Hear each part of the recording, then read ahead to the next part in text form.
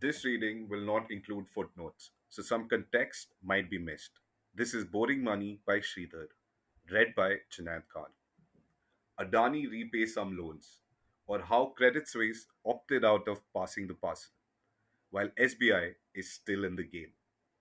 Borrowing and lending are at the heart of investing. An investor might buy a company bond, that is, lend the company money, and then take that bond and use it as collateral to borrow from a bank. Maybe the company is paying you 7% interest and the bank's charging you 6%. So you make a neat 1% profit without technically spending your own cash. Also, at the heart of investing is risk. If a company is paying you higher than usual interest, there's likely to be a higher than usual risk. You might be okay with this risk, but sometimes the banks that are lending money to you might not be. That's exactly what happened when Credit Suisse stopped accepting Adani bond as collateral about 10 days ago. Since then, so have two others, Citibank and Standard Chartered. Last October, in Adani Really Likes Loans, I wrote, quoting from my article, if you're a lender to a company, you don't really care where the money that's repaid to you comes from as long as you're paid back. If you buy a company bond, you don't have to bet that the company will succeed, only that the company survives long enough to pay you back. The money might come from the company's business. It isn't. From the owner's personal fortune, or hell, even from the most recent lender. Lending to a company that doesn't generate enough cash by itself is just the finance version of pass the parcel. Till someone continues to lend, it's fine. But when the music stops, you don't want to be the one left holding the parcel. End quote. Credit Suisse is extremely aware of this game of pass the parcel. It's a veteran. A year and a half back, the bank lost $5.5 billion dollars at exactly this game. Very briefly, this is what happened. Credit Suisse and other banks like Goldman Sachs lent money to a hedge fund to buy some stocks. The hedge fund bought a ton of stocks and the prices of the stock went up. So the Credit Suisse and other bank lent the hedge fund even more money to buy more stocks and kept some of the stock as collateral. This was fine for as long as the price of stock kept going up. But then the price of stock started going down. Some smart bank, including Goldman, were quick and sold the stocks they held as collateral. Credit Suisse was slow and was left holding the parcel and got caught with a $5.5 billion loss. Well, this time around, Credit Suisse was quick. This really says more about Credit Suisse than it does about Adani. After all, banks like Goldman Sachs and JP Morgan are happy to sell Adani's bond to their clients. Presumably, they're still lending against them. Credit Suisse would rather sit this one out. Next section, Adani needs to repay Barclays. Banks had lent money to Adani against his company's stocks. The stock prices fell, so the bank asked Adani to post more collateral. Quoting from the Financial Times, the lender of the $1.1 billion loan, which included Barclays, Citigroup, and Deutsche Bank, requested last week that the billionaire top up the amount of stock pledged against the loan after a sharp fall in the shares of the listed Adani companies, according to the people with knowledge of the matter.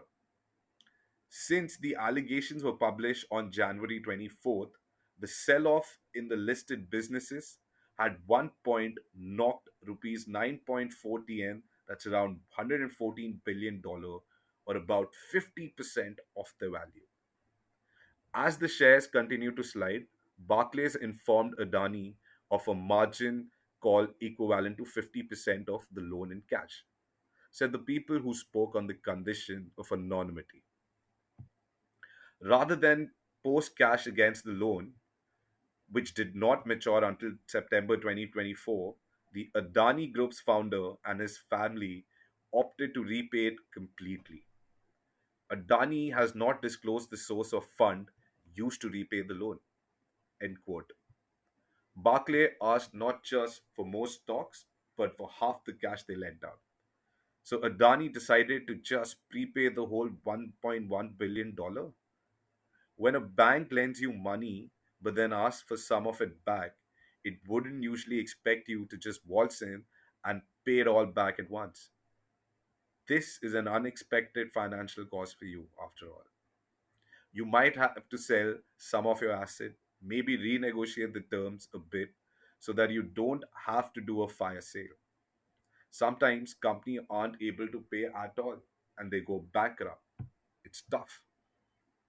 2 weeks ago, Adani was out in the market trying to raise 20,000 crores. That's around $2.5 billion from investors. Some of it was to pay back his company's loan. Today, he paid back $1.1 billion when he didn't even need to. I'd love to know where this money came from. Next section.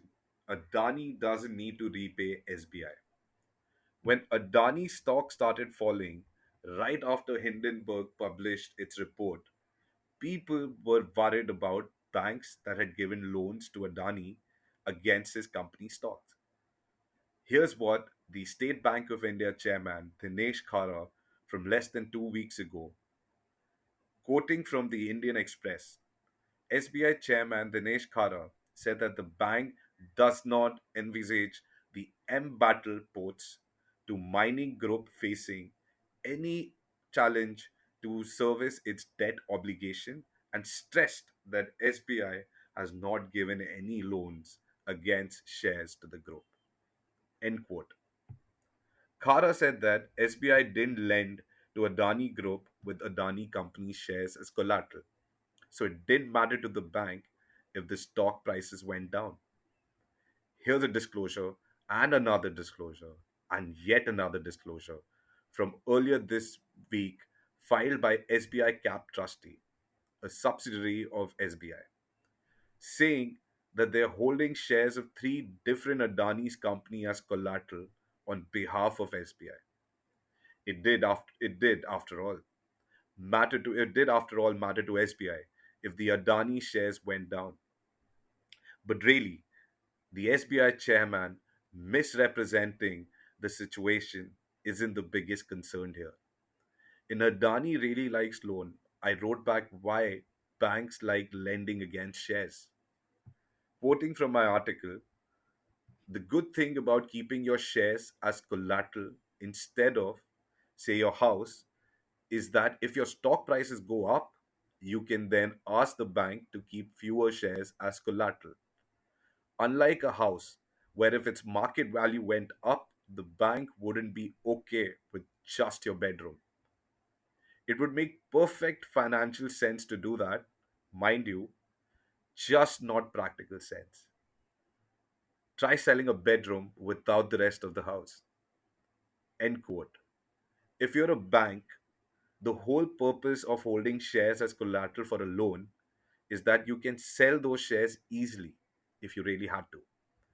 Two of the companies that SBI just took on more shares of, Adani Transmission and Adani Green, are hitting lower circuits nearly every day, which means that there are too many people trying to sell the shares with no one willing to buy. When Barclay was worried about its loan to Adani, what it did was ask for cash. What it didn't do was ask for more stock. Because what would it do with shares of a company that it couldn't sell? SBI, though, seems happy to have stock it can't sell. Thank you for listening to Boring Money. Do not forget to subscribe to boringmoney.substack.com if you haven't already.